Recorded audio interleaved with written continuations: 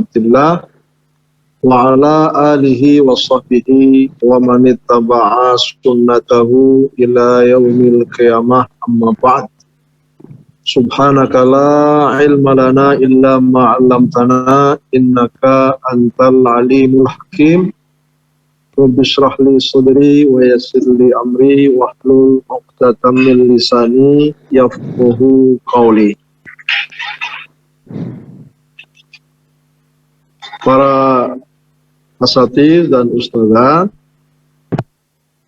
alhamdulillah siang hari ini kita masih Allah pertemukan dalam dua forum ya, perkuliahan di lokal di Quincy, di Gedung Lama, di apa namanya jalannya nih, Abul Hasan, dan juga di Zoom meeting. Yang ada di lokal saat ini ada Ustadzah Erna dan Ustadzah Emil dengan Ustadz Saifuddin dan Zainuddin. Yang lain bergabung melalui platform Zoom. Walaupun sebenarnya sudah 2 tahun ini dengan Zoom kayaknya lebih nyaman, bisa banyak yang kita kerjakan, tapi memang ketentuan dari rektorat menghendaki supaya tetap diadakan perkuliahan dengan offline. Bahkan kemarin salah seorang dosen dari Sangatta juga beliau mengusahakan untuk hadir ke Samarinda, walaupun untuk yang di luar Samarinda diizinkan dan diperbolehkan melaksanakan perkuliahan secara online.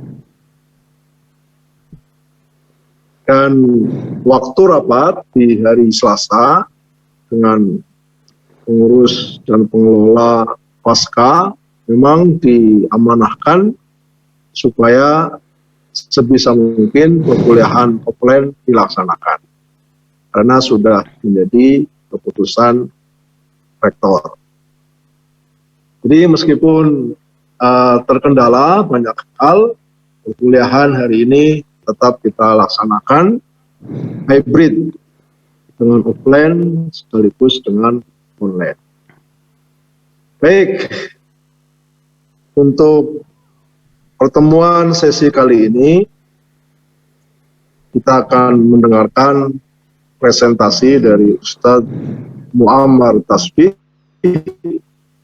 yang akan mempresentasikan tema peradaban di masa Perang Salib, kemudian juga sejarah penyerangan pasukan Mongol dan juga kekuasaan dinasti Mamalik. Waktu kita, karena ini hybrid, berarti ikut peraturan yang ada, 60 sama 30 menit, jadi 90 menit. Jadi kita akan selesai pada pukul 15, dan untuk itu supaya waktu bisa lebih efisien dan efektif, sebelumnya mohon informasinya Ustadz Aminuddin siapa yang akan menjadi moderator pada siang hari ini.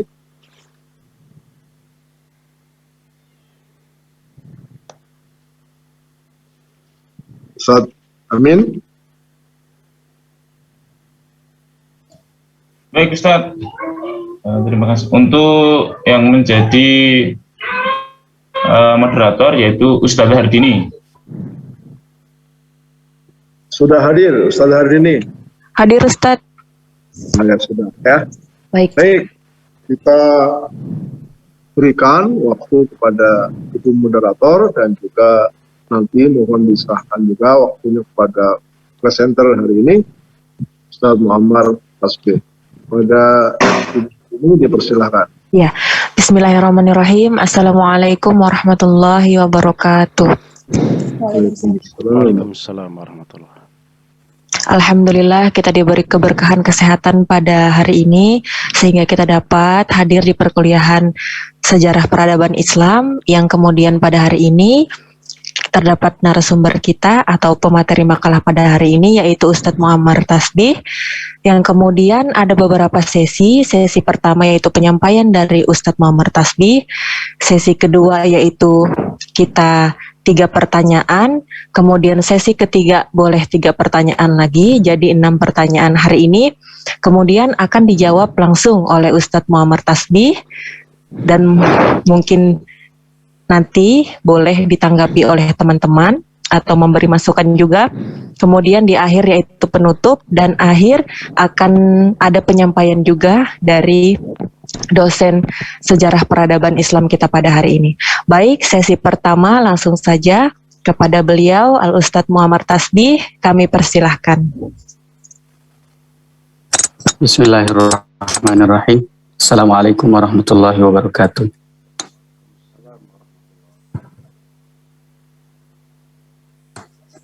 Cek. Ustadz Bisma kedengaran ya? Masuk. Kedengaran, Ustaz. Masuk. Jelas. Alhamdulillah wassalatu wassalamu ala Rasulillah Sayyidina Muhammad bin Abdullah wala hawla wala quwwata illa billah. Ba'd. Teman-teman yang dimuliakan oleh Allah Subhanahu wa taala dan yang kami hormati, Pak Dr. Rais, yang insya Allah semoga Allah senantiasa melindungi kita semua dari segala macam penyakit dan bahaya, dan Allah menyelamatkan kita dari api neraka dan memberikan nikmat surganya di akhirat kelak. Amin ya rabbal alamin. Hari ini kita akan membahas Hari ini kita akan membahas tentang apa ya? Perang salib dan perang bangsa Mongol. Kemudian di dalam RS kita itu ada dinasti Ilkhan, serang Timur Lain, dan dinasti Malik Mesir. Untuk mempersingkat waktu, mungkin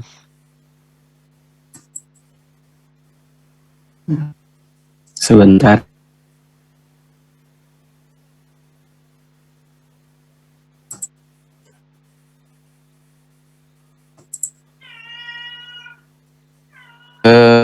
Judulnya mungkin sangat kelihatan.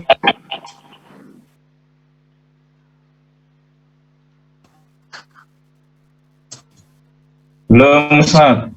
Belum terlihat. Tadi sudah mau kelihatan tapi hilang lagi. Apa perlu saya bantu? Tapi ini Sebentar. yang dikirim Lagi PD. loading. Oh gitu.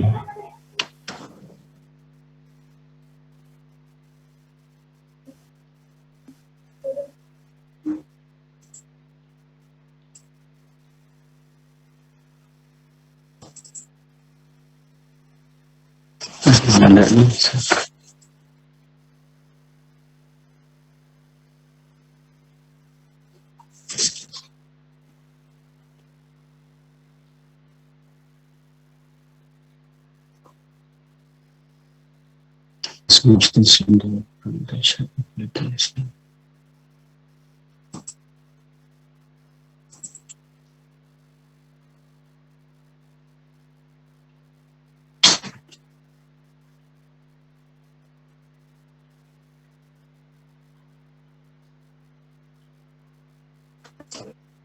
Ya, sebelum loadingnya, di situ di kelompok 8 ada perang salib, proses akibat dan dampak. Terus masa kemunduran di dalam itu perang Mongol, dinasti Ilkhan, dan serangan Timur Lain. Sebenarnya tiga hal ini dibahas dalam satu judul besar, itu serangan Mongol yang di dalamnya bangsa Mongol, yang di dalamnya juga ada dinasti Ilkhan pembahasannya. Kemudian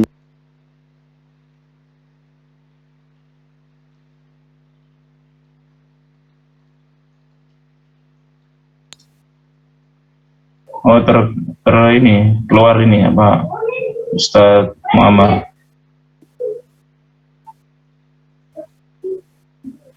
Mungkin jaringan Ustadz ini.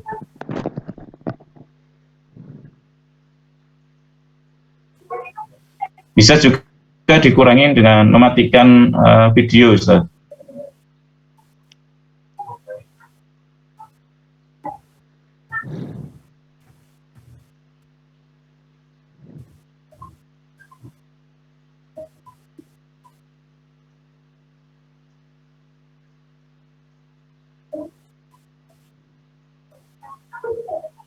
Halo Ustaz Muhammad Rasbi.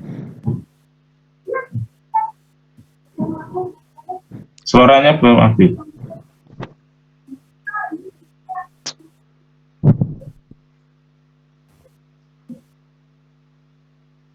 Suaranya belum masuk di saya.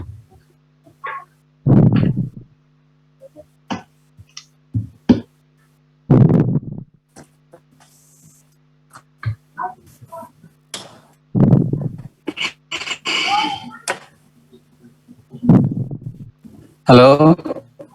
Oke, masuk suara. Masuk Ustaz. Ya, saya minta tolong di-sharekan aja Ustaz Aminuddin. Karena kayaknya nggak bisa share screen dari laptop ini. Tapi yang dikirim kemarin itu PDF Ustaz, nggak apa-apa kah? Nggak apa-apa, itu aja. Oke, yang PowerPoint-nya itu ya? Bentar ya. Iya, PowerPoint-nya. Tapi berupa PDF itu, jadi Ya nggak apa-apa Ustaz, yang penting ada. Jadi kembali kami sampaikan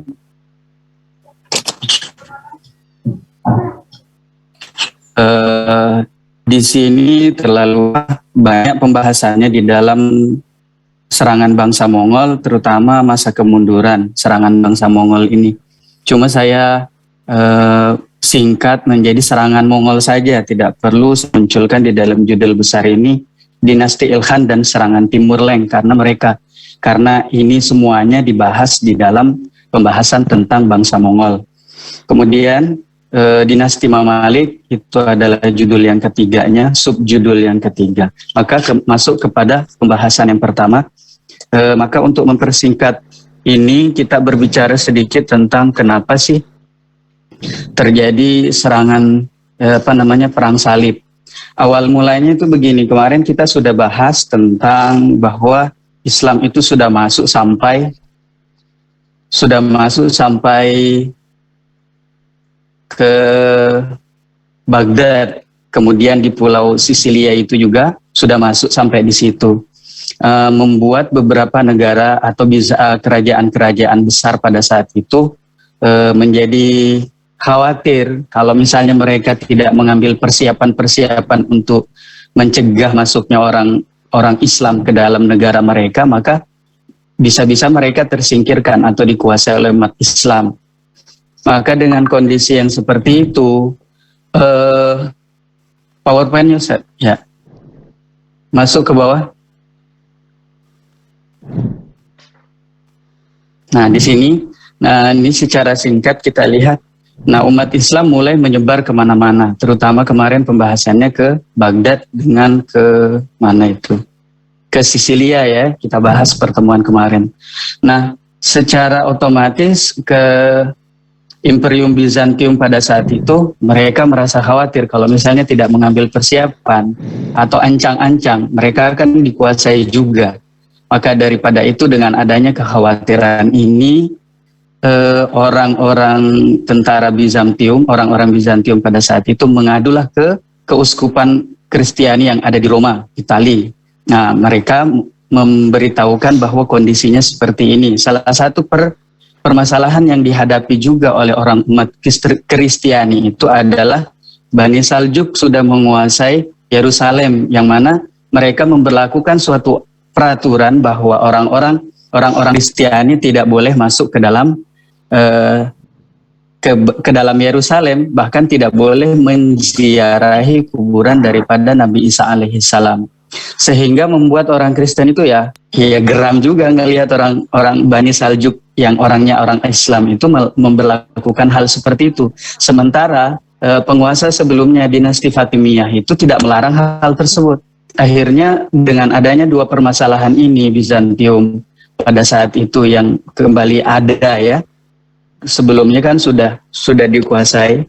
itu melakukan semacam kerjasama untuk melakukan penyerangan terhadap umat Islam. Orang-orang Kristen pada awalnya mereka itu hanya ingin menguasai Yerusalem supaya mereka mempunyai kebebasan untuk menziarahi makamnya Nabi Isa alaihi salam, karena itu termasuk salah satu pahala yang besar di dalam anggapan atau agama mereka.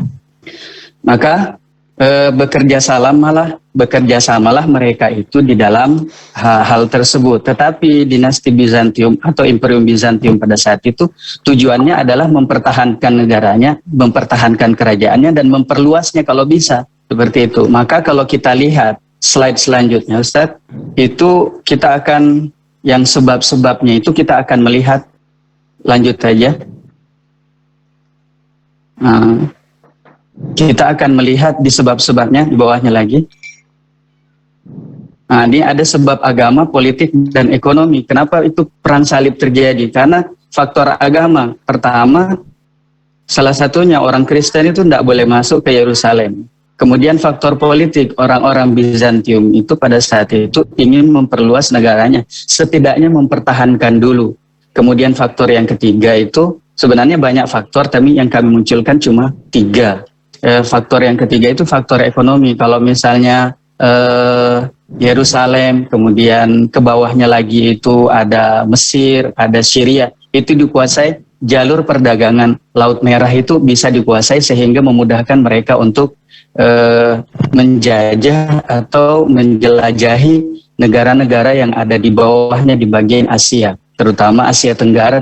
Salah satunya adalah Indonesia. Sebagaimana kita ketahui kan penjajah juga di Indonesia salah satunya mereka berasal dari benua Eropa gitu. Maka sebelum kita membahas lebih jauh, setelah melihat sebab-sebabnya kembali ke atas, kami menyimpulkan bahwa perang salib itu, slide yang di atasnya Ustaz, menyimpulkan apa sih perang salib itu. Nah di sini ini kesimpulan ini Ustaz. Ya, siapa tentara salib itu? Siapa tentara salib itu? Tentara perang umat Kristiani yang diprakarsai oleh Paus Urbanus II dan Peter Amin. Peter Amin inilah seorang penginjil yang terhimpun dari bangsa Eropa dan Imperium Bizantium. Kalau bangsa Eropanya umat Kristiani ingin masuk kembali ke Yerusalem, kemudian di dalam peperangan itu salib menjadi simbolnya. Kalau kita lihat film-filmnya Salahuddin Al-Ayyubi, itu kebanyakan tentara salib itu gambarannya memakai tanda salib. Kemudian yang tujuan awalnya hanya pembebasan Yerusalem dengan umat Islam, yaitu Bani Saljuk pada saat itu yang menguasai, yang terjadi sekitar abad 10 dan sampai dengan abad 12. Jadi tahun 1000-an ke atas sampai 1200-an itu terjadinya. Nah, kemudian bagaimana perjalanan atau proses kejadian ini? Masuk ke bawah. Proses perang salib ini, slide selanjutnya, prosesnya itu kita bisa lihat pada ringkasan makalah Ustaz. Ini sebentar, proses terjadinya terbagi menjadi 3, itu Ustaz tadi. Ini, yang pertama penaklukan umat Kristiani, artinya umat Kristiani menaklukkan negara-negara Islam atau kerajaan-kerajaan Islam. Terus yang kedua itu reaksi umat Islam terhadap umat Kristiani yang telah menguasai beberapa negara. Terus yang ketiga kehancuran pasukan salib itu. Nah, untuk mendalami bagaimana proses ininya terjadi, mungkin kita lihat di ringkasan makalah Ustaz, yang itu mind map-nya. Nah, ini dia. Agak ke bawah sedikit. Nah, ini itu ada kata sedikit Ustaz.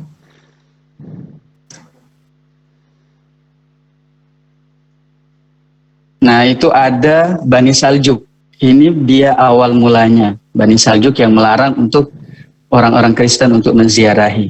Terus dengan kampanyenya Paus Urbanus II, kata Ustaz, Paus Urbanus II dan mengajak Peter Amin, kalau Paus Urbanus itu mengajaknya ke kalangan petinggi-petinggi umat Kristiani.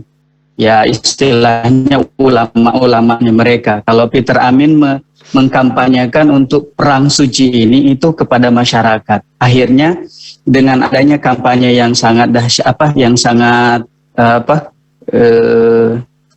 kampanyenya bagus lah gitu. Kemudian terkumpullah 150.000 orang dari bangsa Prancis, Normandia, yang mereka berkumpul di Konstantinopel. Yang mana Konstantinopel kan kita ketahui itu adalah tempatnya kerajaan Bizantium. Kemudian masuk ke Asia Kecil. Di dalam perjalanannya tetap berkampanye untuk mengikut di dalam perang suci itu menurut mereka. Nah, sampai di Asia Kecil mereka sudah terhimpun sebanyak 300.000 kurang lebih orang tentara, yang mana mereka ini hanya dibekali oleh si Paus Urbanus dengan Peter Amin ini kebencian terhadap umat Islam. Jadi mereka sudah geram sekali melihat umat Islam, ya terutama itu Yerusalem dikuasai mereka dan tidak boleh mereka masuk. Itu terutamanya. Tapi di sisi lain kan pengen perluasan kerajaan dan menjaga kerajaannya supaya tidak dikuasai umat Islam. Tetapi karena hanya dibekali kebencian terhadap umat Islam, pada akhirnya tentara-tentara ini melakukan perusakan selama perjalanan menuju Yerusalem. Contohnya membuat kegaduhan, bahkan memperkosa, berzina dan mabuk-mabukan, membunuh sembarangan, sehingga membuat orang-orang Bulgaria dan Hungaria pada saat itu marah dengan tindakan mereka. Ketika lewat di situ, di negara mereka marah orang-orang di situ, sehingga memerangi orang-orang tentara salib itu. Sehingga ketika sudah sampai ke Bani Saljuk, Yerusalem terutama, di situ Bani Saljuk tinggal menghabisi sisa-sisa tenaga atau sisa-sisa tentara yang sampai ke Bani Saljuk. Akhirnya apa? Penyerangan yang pertama ini tidak berhasil. Kemudian kembali mereka mempersiapkan kembali dengan mempelajari kenapa mereka kemarin itu tidak berhasil. Maka kebangkitan mereka, kedatangan mereka yang kedua kalinya masuk dari Selat Sohor, menyeberang dari Selat Sohor, kemudian masuk ke Asia Kecil kembali. Yang mereka lakukan memblokade Nisia. Kalau saya lihat ini ada di Yunani, kemudian ada Raha, menguasai itu Syria Utara, Antokia. Itu kalau dilihat di Google Maps itu muter dia menguasai itu. Kemudian sampai tahun 1099 Baitul Maqdis dikepung selama 1 bulan dan dikuasai. Dengan dikuasainya Baitul Maqdis dan berkuasanya mereka, tentara salib ini akhirnya di situ ada di sebelah mana ini? Di sebelah kiri ada angka Romawi 1, 2, 3, 4. Nah ini dia membuat markas-markas, yaitu yang ada di Edessa. Itu Edessa ini dikuasai tahun 1096, yang rajanya adalah Baldwin. Kemudian Antokia di 1098 yang dipimpin oleh Bahemon. Baitul Maqdis 1099 oleh Godfrey, dan Tripoli atau Tripolo juga dikuasai di tahun 1099 Bahemon. Maka penyerangan yang pertama ini menjadikan umat Islam itu terpukul habis, terutamanya Palestina itu, di Yerusalem khususnya. Kalau mau dilihat sejarah, dia mengatakan yang meninggal itu, yang terbunuh dari umat Islam dan bukan umat Islam itu ada sebanyak 150.000 orang. Ada yang mengatakan 300.000 orang dan lain sebagainya. Perbedaan pendapat itu ada di dalam. Yang jelas banyak sekali, dan ini fokusnya adalah di Yerusalem. Jadi Baghdad belum tersentuh pada saat ini oleh tentara tentara Salibiyun. Kemudian setelah mereka berkuasa dengan markas tempat-tempat itu, masuk ke bawahnya sedikit Ustaz. Itu ada angka Romawi 2 lagi bawah setelah garis. Di situ mulailah kebangkitan atau perlawanan dari umat, bukan bangkit ya, perlawanan, karena belum bangkit pada saat ini, perlawanan dari umat Islam untuk mengusir tentara Salibiyun, yang mana dipelopori oleh mereka-mereka yaitu dari dinasti Al-Ayyubi. Walaupun ini dinisbatkan kepada Salahuddin Al-Ayyubi nanti, tetapi sebenarnya sudah dimulai dari keturunan-keturunan awalnya, yaitu pada 1144 Hemaduddin Zanki yang nanti wafat 1146 itu kembali menguasai negara Aleppo, Hamimah dan lain-lain termasuk Edessa. Yang tadi Edessa itu yang dirajai atau dipimpin oleh Baudouin yang dikuasai di 1096.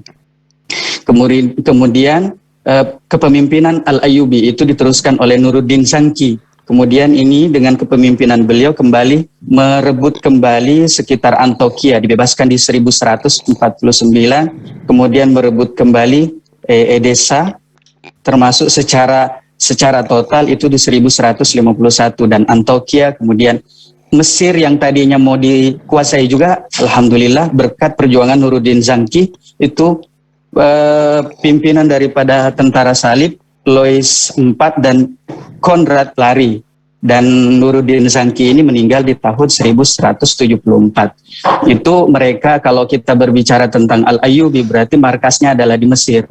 Maka karena adanya dinasti Al-Ayyubi pada saat itu di Mesir, Mesir tidak tersentuh, walaupun nanti ada ya di mana Dimyat itu dikuasai sebentar, tapi akhirnya bisa dikembalikan lagi. Kemudian setelah meninggalnya Nuruddin Zanki itu diteruskan oleh dinasti Al-Ayyubi atas kepemimpinan Salahuddin Al-Ayyubi yang sering difilmkan. Dan di dalam dinasti Al-Ayyubi ini yang paling dielu-elukan Salahuddin Al-Ayyubi, dan memang pada kenyataannya beliaulah yang mengembalikan kejayaan Islam dari tangan Salabiyun. Salahuddin Al-Ayyubi yang tadinya itu permasalahan utamanya ada dalam Baitul Maqdis yang ada di Yerusalem, beliau dengan kepemimpinan beliau dengan tentaranya beliau merebut kembali Baitul Maqdis di 1187. Tentara salib yang ada pada saat itu dari Jerman Frederick Barbarossa, kemudian dari Inggris Ricciardo, pimpinannya Prancis dipimpin oleh Philips, yang bertempur dengan umat Islam di Akka yang dipimpin oleh Salahuddin Al-Ayyubi, yang pada akhirnya akan memojokkan daripada atau mengalahkan tentara salib ini. Tetapi tentara salib ini justru mengajak berdamailah kalau begitu. Salahuddin Al-Ayyubi mengajak untuk berdamai. Akhirnya terjadilah yang namanya Sulhu Romlah. Di situ ada ya kecil Sulhu Romlah.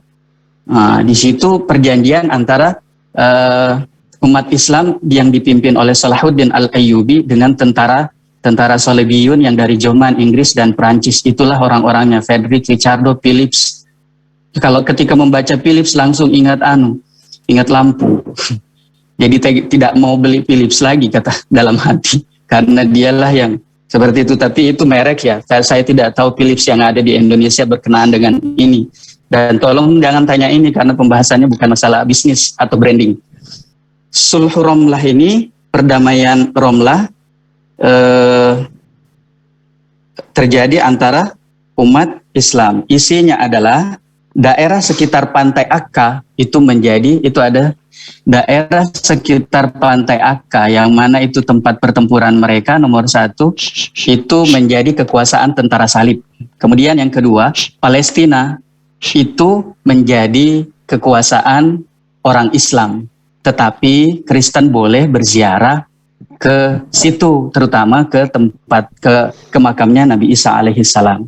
Dengan adanya perjanjian itu menjadikan adanya perdamaian. Artinya tidaklah seperti kemarin orang Kristen itu geram sekali melihat orang Islam karena tidak boleh menziarahi Nabi mereka menurut mereka. Ke atas lagi sedikit, Ustaz. Nah di sini, ini apa namanya? Yang kedua tadi itu kan periode perlawanannya. Mulai perlawanan. Ketiga ini berakhirnya daripada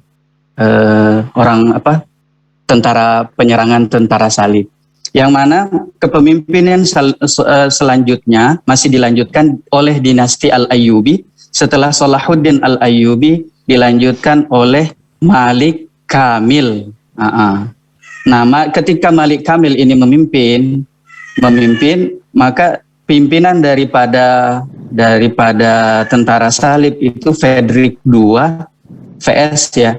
Kemudian tentara salib ini tentara salib awalnya sudah ingin menyerang Mesir, masuk ke dalam Mesir. Tetapi Mesir kan karena pertahanannya kuat, karena ada Al-Ayyubi, dinasti Al-Ayyubi di dalamnya, maka tentara salib ini tidak bisa masuk ke dalam Mesir. Namun dia tetap masuk itu di atas Dimyat. Kalau dilihat di petanya itu, Mesir di atasnya Dimyat, di pinggir laut itu. Itu merupakan gerbang untuk masuk ke dalam Mesir. Nah, itu dikuasai. Nah, karena Malik Kamil ini tidak mau repot, kalau begitu ditukar aja. Ini Dimyat yang berhubungan dengan Mesir yang merupakan markas dinasti Al-Ayyubi. Udah tukar aja lah. Begitulah bahasa kita, tukar aja dengan Palestina. Yerusalem. Kalian kuasai Yerusalem, tapi Dimyat tolong dibebaskan, itu menjadi kekuasaan kami dan jangan ganggu ini. Itu perjanjian antara Malik Kamil dengan Frederick dari tentara salib. Itu pun disetujui. Jadi ditukar Baitul Maqdis dengan Dimyat. Dimyat menjadi yang tadinya dikuasai tentara salib, kemudian Yerusalem dikuasai oleh orang Islam, ditukar. Karena Dimyat lebih dekat dengan Mesir, dan Mesir belum diapa-apai. Sementara ini udahlah kasih aja mereka. Tetapi pemimpin selanjutnya Malik Soleh itu justru merebut kembali Baitul Maqdis. Dimyat sudah dikuasai, setelah dikuasai direbut kembali Yerusalem, sehingga habislah di situ daripada penyerangan tentara salib. Tapi sebenarnya embrio-embrionya itu masih ada, bekas-bekasnya itu masih ada. Kemudian perjalanan daripada Al-Ayyubi di sini ini dilanjutkan oleh dinasti Mamalik. Makanya dinasti Mamalik di situ diberikan tanda. Tapi di sini sudah pindah pembahasan, bukan lagi pembahasan tentang perang salib. Karena dinasti Mamalik itu juga di Mesir, tetapi setelah berakhirnya dinasti Al-Ayyubi. Bagaimana kebangkitannya itu pada pembahasan selanjutnya. Kemudian selanjutnya itu serangan tentara Mongol. Di bawahnya, Ustaz. Tapi sebelum masuk ke tentara Mongol, kayaknya kita bahas dulu dinasti tentara Mongol yang bawahnya, Ustaz. Bangsa Mongol. Nah, di sini.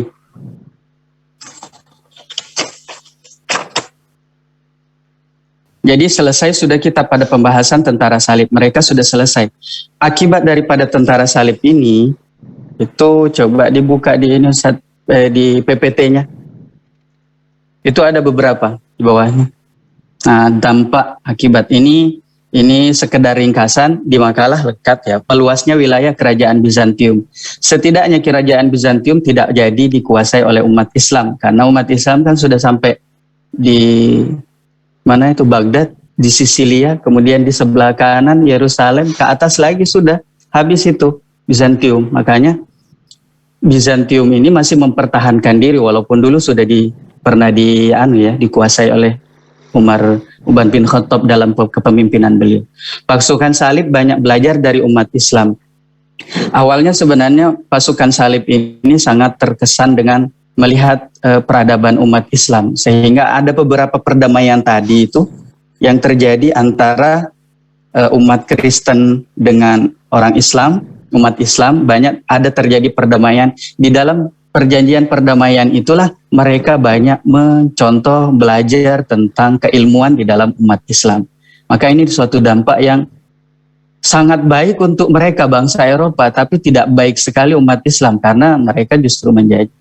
Kemudian yang ketiga, manusia mulai kritis terhadap berita-berita pembukaan negeri baru yang dibawa oleh kaum salib. Akhirnya orang-orang itu kalau ada informasi bahwa tentara salib membebaskan kota ini, orang tidak langsung percaya, namun mulai kritis. Ini berdampak positif atau berdampak karena penyerangan mereka ke Yerusalem itu, orang Kristen pun dibunuh yang tidak sepaham dengan mereka. Yang tidak mau ikut dengan mereka, yang masih bertoleransi dengan umat Islam, ya ikut terbunuh juga. Jadi bukan hanya orang Islam sebenarnya pada saat itu yang dibunuh.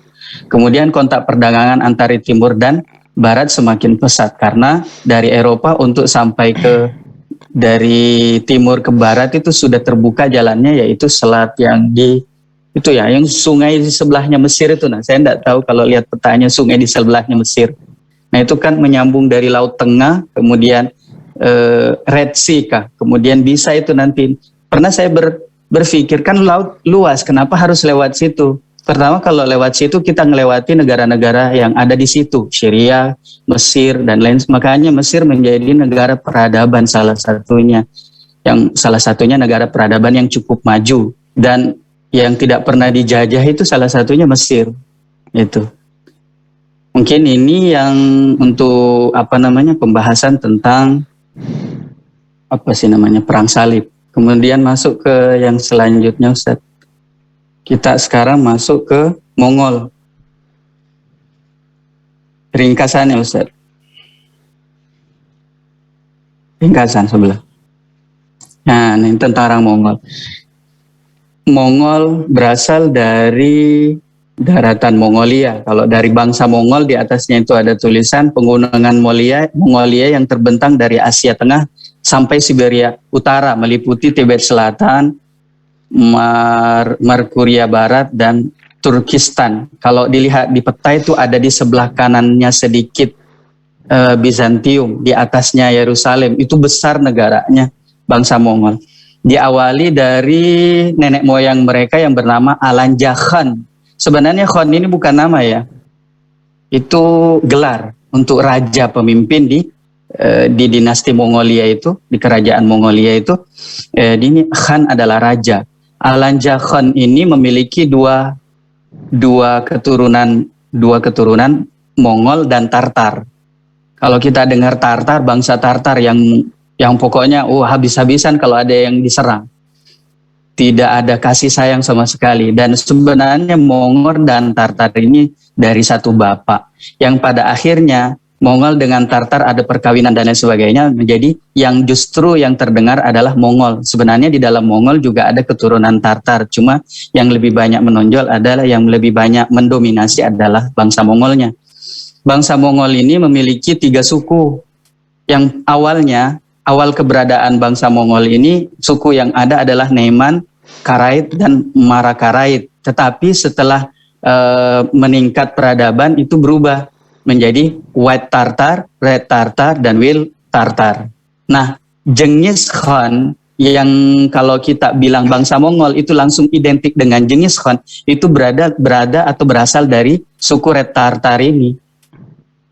Red Tartar ini, yang mana Genghis Khan ini juga bukan nama sebenarnya, gelar Genghis Khan, yang nama aslinya adalah Temujin. Itu ada bacaannya di bawah, Temujin. Genghis Khan ini adalah gelar, namanya sebenarnya itu Temujin. Bapaknya itu yang di sampingnya Yasugi Bahadur Khan. Itu salah satu pemimpin Mongol yang cukup berpengaruh pada saat itu, tapi belum mengadakan ekspansi ke beberapa daerah. Genghis Khan ke atas. Genghis Khan ini melakukan perluasan daerah. Kenapa sih bangsa Mongol kok ikut-ikutan menguasai atau menyerang negara lain? Sebenarnya begini, kalau kita lihat tradisi daripada bangsa Mongolia ini, kalau kita lihat tradisi bangsa Mongolia ini, hidupnya itu, kalau tidak salah, ya benar, di hidupnya bangsa Mongolia itu berpindah-pindah, hidup di kemah-kemah, kerjaannya mengembala kambing, mengembala gitu. Kemudian perdagangan mereka perdagangan tradisional, misalnya kulit binatang ditukarkan dengan apa gitu. Nah, seperti itu kehidupannya, keras. Dan kalau misalnya ada sesuatu yang diinginkan, karakternya itu pokoknya tidak boleh tidak. Itu kalau bahasa saya, harus terjadi. Ya, memiliki watak keras, karakter keras. Jadi kalau misalnya ada yang macam-macam sama dia, pokoknya habis, nggak pandang bulu. Misalnya cuma dibalas sama, dia dipukul, balas pukul. Enggak, pokoknya dia dipukul, balasnya sampai mati orang itu. Nah, seperti itu karakternya, keras sekali. Nah, sesuai dengan nama Tartar itu kan memang Tartar ya bangsanya yang ya ganas. Kenapa mereka ini kok ikut-ikutan sementara mereka kan kehidupannya ya begitu-begitu saja. Mereka juga melihat peradaban Islam semakin meningkat, kerajaan-kerajaan semakin memperluas masing-masing daerah mereka. Mereka juga iri, pengen ingin menunjukkan kepada dunia bahwa kami juga bisa loh. Ya, seperti itulah bahasanya. Cuma dibuat lebih mudah biar gampang dipahami.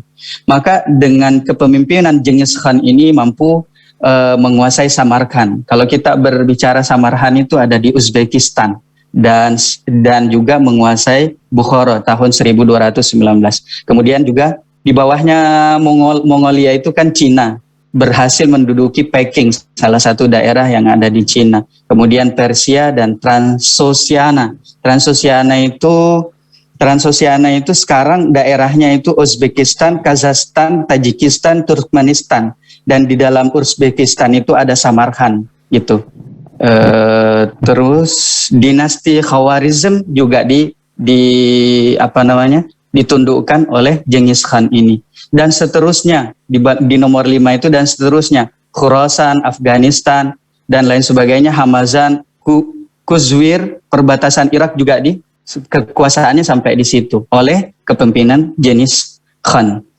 Kemudian Genghis Khan ini wafat di 1227 di sebelah kanan. Itu saya tulisnya mati bukan meninggal karena pemimpinnya ya begitu. Itu meninggalkan Imperium Tibet, Cina, Beijing di tahun masing-masing yang sudah tertera di situ. Kemudian Genghis Khan ini memiliki 4 anak. Di bawahnya itu ada 4 anak.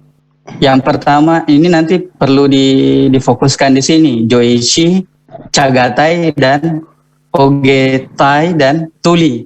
Saya perhatikan di dalam buku-buku itu ada yang menulisnya Chagadei, Ogedei, dengan Toli. Maka pelafalan untuk mereka bangsa Mongol itu ketika ditulis T, maka kemungkinan ini menurut saya membacanya D. Jadi Joichi anak pertamanya, kemudian Chagadei, kemudian Ogedei, kemudian Toli. Ada yang menulisnya Tuli, tapi kalau Tuli identik dengan bahasa Indonesia jadi Toli gitu. Nah, dari 4 anak ini 2 yang paling berpengaruh, Chagatai dan Toli. Dari Toli inilah lahir Hulagu Khan. Hulagu Khan dan Mongke Khan. Nah gitu.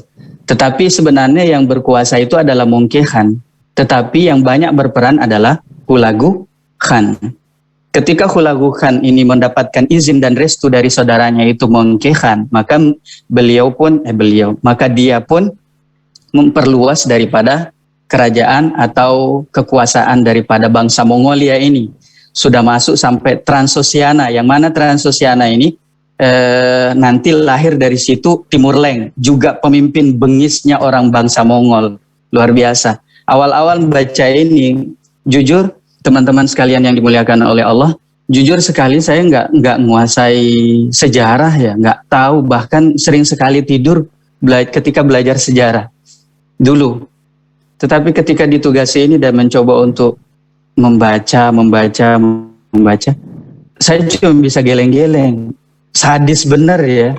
Bahkan nanti di situ di Timur Leng itu sampai mempunyai kebiasaan untuk setiap kali ada pembunuhan yang jumlahnya puluhan ribu, 20.000, 40.000, sedikit kalau 8.000, itu manusia yang dibunuhnya itu dipotong kepalanya dijadikan piramid. Itu saya cuma bisa geleng-geleng, luar biasa.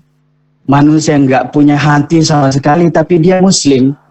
Kok bisa seperti itu? Tapi kembali lagi dia punya darah dari keturunan Mongolia yang memang bengis. Seperti itu. Jadi Hulagu Khan, kembali kepada Hulagu Khan, itu menguasai di Transoxiana. Tadi sudah saya sampaikan bahwa Transoxiana itu sekarang Uzbekistan, Kazakhstan, Tajikistan, dan lain-lainnya. Khurasan itu berarti Afghanistan sekarang, Pakistan, Xinjiang, Yunani, Cina, Uzbekistan, dan Iran. Kemudian menguasai juga, menundukkan juga Bani Saljuk yang ada di mana? Di Yerusalem, dan Baghdad pun tidak ketinggalan, dan ini yang paling disoroti dan yang mungkin difilmkan ya, Hulagu Khan ini. Baghdad itu di tahun 1258 diporak-porandakan. Saya mengatakan diporak-porandakan, di bumi hanguskan, enggak ada sisa sama sekali Baghdad ini. Awalnya sih ya tertarik dengan kebiasaan orang umat Islam itu, peradabannya maju, sehingga awal-awalnya dia mengirim Hulagu Khan ini mengirim yang namanya utusan perdagangan untuk masuk ke sana. Tetapi setelah sampai di sana malah dibunuh oleh bangsa Khawarizm, membuat Hulagu ini marah. Akhirnya apa? Masuklah ke Baghdad, kemudian ya seperti itu. Awalnya Mu'tasim Billah pada saat itu yang berkuasa, kalau kita kembalikan kepada dinasti Abbasiyah. Mu'tasim Billah pada saat itu yang menjadi pemimpinnya terutama di Baghdad, itu mengirim utusan perdamaian kepada Hulagu agar ya, dan mengirimkan beberapa hadiah supaya tenang, tidak melakukan penyerangan. Tapi pada akhirnya Hulagu mengatakan, kami lebih terhormat kalau misalnya kami bertemu langsung dengan sang khalifah Mu'tasim Billah pada saat itu. Jadi utusan itu mengiyakan dan melaporkan kepada Mu'tasim Billah, akhirnya bertemu. Pertemuan itu Mu'tasim Billah tidak hanya sendiri, tapi ada fuqaha, alim ulama dan lain sebagainya, dan beberapa tentara. Kemudian sampai di sana Hulagu memulailah siasatnya, yang tipu dayanya tadi, katanya mau bertemu dan lain sebagainya.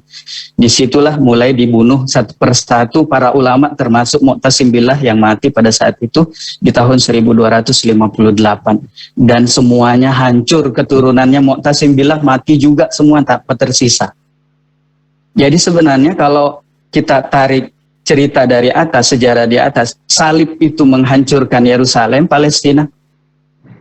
Ya, bangsa Mongol ini menghancurkan Baghdad. Jadi wajar saja kalau di judul RPS kita itu zaman kemunduran, karena memang sudah begini. Kalaupun ya tidak bangkit, hanya bertahan pada saat itu. Hancur sehancur-hancurnya. Bahkan di dalam beberapa buku digambarkan bahwa pada saat itu orang itu mati banyak sekali. Sehingga itu Baghdad itu bau busuk sekali. Ada yang mengatakan banjir darah sebetis Baghdad. Baunya busuk sekali sampai baunya itu terbawa angin ke daerah sebelah, negara sebelah. Sehingga itu karena adanya seperti itu, mayat-mayat yang ya Allah luar biasa. Na'udzubillahi min dzalik ya. Itu akhirnya muncul wabah penyakit yang ya, jadi yang tersisa yang hidup pada saat itu ya, mereka bukannya terbunuh dengan tentara Mongol, tetapi terbunuh dengan penyakit yang melanda disebabkan karena mayat-mayat yang bergelimpangan. Siapa yang mau merawat ratusan ribu manusia seperti itu jenazahnya? Sementara yang tersisa semuanya ketakutan dan berlindung. Nah, tidak hanya sampai di situ Hulagu Khan ini melanjutkan target selanjutnya, yaitu Mesir dan Syria. Itu ada di bawahnya, Ustaz. Setelah Baghdad ada tanda panahnya, Ustaz. Mungkin ya cukup. Target selanjutnya adalah Mesir dan Syria. Tetapi kita ketahui bersama bahwa di situ sebenarnya ada dinasti Al-Ayyubi yang kemudian diselanjutkan nanti dinasti. Mereka sebenarnya sudah mau ke sana mengirim utusan. Tetapi tentara salib yang diutus di sana itu bertemu dengan Saifuddin Qutuz. Saifuddin Qutuz yang berumur 11 tahun pada saat itu, tapi wazirnya yang namanya Nuruddin, bukan Nuruddin Zangki, ini Nuruddin yang dari dinasti Mamalik, mengadakan perlawanan sehingga terjadi yang namanya peperangan atau peperangan Ain Jalut yang terjadi di 1260. Dalam peperangan ini melawan bangsa Mongol, akhirnya bangsa Mongol terpukul mundur, tidak jadi masuk ke Mesir. Ya, mungkin, dan ini akan bersambungan dengan dinasti Mamalik nanti, karena Saifuddin Qutuz itu akan kita bahas di dinasti Mamalik. Selesailah di situ, Hulagu pun meninggal di umurnya keberapa ini? Tidak ada saya catat di sini. Katakanlah Hulagu Khan meninggal, kemudian selanjutnya sebenarnya ada beberapa orang ya. Hulagu Khan itu meninggal di 1265. Nah, kemudian dilanjutkan kepemimpinannya adalah Abakoh Khan, anaknya sendiri. Namun ini tidak terlalu berpengaruh, maka di situ saya berikan tanda tanya 3, dan referensi yang saya baca tidak ada informasi tentang Abakoh Khan. Justru membahas ke selanjutnya yang di samping itu, agak ke atas sedikit Ustaz. Dari 4 anaknya Genghis Khan ini ada Cagadei. Cagadei ini itu diberikan kekuasaan oleh bapaknya Genghis Khan itu untuk tinggal di Transoxiana. Nah itu Cagadei, kemudian tarik ke kiri ada Transoxiana yang bulat itu. Ada garisnya merah, kemudian garisnya hitam. Transoxiana, dia berdomisili di situ. Kan sudah dibebaskan juga oleh Hulagu Khan, tapi yang berdomisili di situ adalah keturunannya Cagadei. Tapi tidak ada raja yang mendominasi, tapi ada juga pemimpinnya di situ. Nah, diawali dari yang tinggal di situ atau yang mendominasi di situ, di Transoxiana itu, kepala yaitu suku Barlas dan suku Karacarnevian. Kedua-duanya adalah suku dari keturunan Cagadei, orang Mongol juga, yang mana suku Barlas ini dipimpin oleh Amir Kozakon, di bawahnya itu, kemudian dilanjutkan oleh Amir Abdullah bin Kozakon oleh anaknya. Tetapi dari suku Karacarnevian itu ada Amir Haji dan Buyan Suldus. Iri terhadap Amir Abdullah Kozakon, akhirnya dibunuh. Nah, terjadi sudah perang saudara di dalam tubuh Mongolia dari sisi suku anak keturunan Cagadei. Kemudian akibatnya Transoxiana ini kacau. Mendengar hal itu, Tugluk Timur dari Kasgar, yang mana kan Cagadei itu mendominasi di Transoxiana, Kasgar dan Khawarizm. Tugluk Timur dari Kasgar itu kembali ke situ dan memimpin untuk mendamaikan kekacauan yang terjadi di Transoxiana, dan itu berhasil dan dia menjadi pemimpin di situ. Tetapi dia kembali ke Kasgar dan mewariskan kerajaan atau kepemimpinan di Transoxiana kepada anaknya, yaitu Ilyas Khoja. Ilyas Khoja ini bertemu dengan Timur Leng, yang mana Timur Leng ini tadi dari keturunan itu juga dari bangsa suku Barlas. Nah, melihat tindakan hal yang seperti itu yang kurang bagus menurutnya, akhirnya Timur Leng bersama dengan Amir Hussein itu berperang melawan Ilyas Khoja. Ilyas Khoja ini pun dikalahkan. Sebenarnya Ilyas Khoja ini mau lari ke Kasgar, tetapi karena melihat hal ini penting, artinya ini peluang emas menurut Timur Leng. Timur sebenarnya bukan timur arah mata angin. T itu dibaca Demir Leng. Tapi karena kita Indonesia, kita baca Timur Leng aja. Bersama dengan iparnya, yaitu Amir Hussein, karena Timur Leng ini menikah dengan anak saudara perempuannya Amir Hussein. Itu membunuh Ilyas Khoja. Karena juga Timur Leng tertarik untuk masuk kembali ke Transoxiana, karena ini adalah tanah kelahirannya, dan dia ingin supaya kekacauan itu tidak terjadi. Tapi karena Ilyas Khoja ini merebut keturunan Ilyas Khoja dari Tugluk Timur ini merebut kekuasaan secara tidak bagus, maka Timur Leng juga membalas dendam. Akhirnya Timur Leng menguasai setelah terbunuhnya Ilyas Khoja. Kemudian setelah Timur Leng menjadi pemimpin, Amir Hussein sebagai pembantu setianya, dia itu iparnya sendiri. Akan tetapi Timur Leng ini memiliki istri saudaranya Amir Hussein meninggal, yang mengakibatkan persaudaraan yang baik antara Timur Leng dengan Amir Hussein ini merenggang. Akhirnya apa? Timur Leng ada perselisihan dengan Amir Hussein, akhirnya Amir Hussein pun dibunuh. Maka teringat ayat yang beliau sampaikan, Ustadz kita, wa tilkal ayyamu nudawiluha bainan nas. Itulah hari-hari kami, ada yang naik, ada yang turun, ada yang dihinakan, ada yang dimuliakan, dan lain sebagainya. Kemudian menjadilah Timur Leng sebagai penguasa bangsa Mongol, pemimpin bangsa Mongolia tunggal pada saat itu, tidak ada yang menandinginya pada saat itu. Kabarnya Timur Leng ini beragama Islam, Muslim. Setelah tak cari-cari kok dia dari mana Muslim, ternyata memang dari Cagadei. Cagadei itu anaknya Genghis Khan. Itu ada yang masuk Islam. Makanya di atas itu ada tulisan Barak Khan, angka Romawi 1 Muslim. Inilah adalah anak pertama dari keturunan Cagadei yang masuk Islam. Dari pengaruh inilah sehingga Timur Leng ini masuk di tengah, Ustaz. Nah itu Cagadei, anaknya 4, kemudian ada tarik ke kiri garis merah, Barak Khan, bawah. Nah itu Barak Khan satu Muslim. Jadi Muslim yang dari keturunan Cagede masuk Islam itu pertama ini. Maka wajar saja kalau di keturunan bawahnya itu ada yang masuk Islam, termasuk Timur Leng ini. Tapi Timur Leng ini ya karena memang dasarnya ya bangsa Mongol, ya tetap aja watak kemongoliannya, barbar Tartarnya itu masih terbawa. Di dalam kepemimpinan Timur Leng ini selama 35 tahun itu luar biasa. Luar biasa bagaimana? Luar biasa bengisnya dan kejamnya. Tidak ada pri kemanusiaan. Ya, Khorasan, Afghanistan, Herat banyak sekali. Syria, Anatolia atau Turki, Mesopotamia, Asia Kecil, Edessa, dan India, Syria Utara, Aleppo, Damaskus, Baghdad, Ankara. Baghdad kembali dia serang lagi setelah ya mungkin ada kehidupan kembali. Ankara, Turki lama, dan lain, Samarkand, itu semuanya dia kuasai oleh si Timur Leng ini.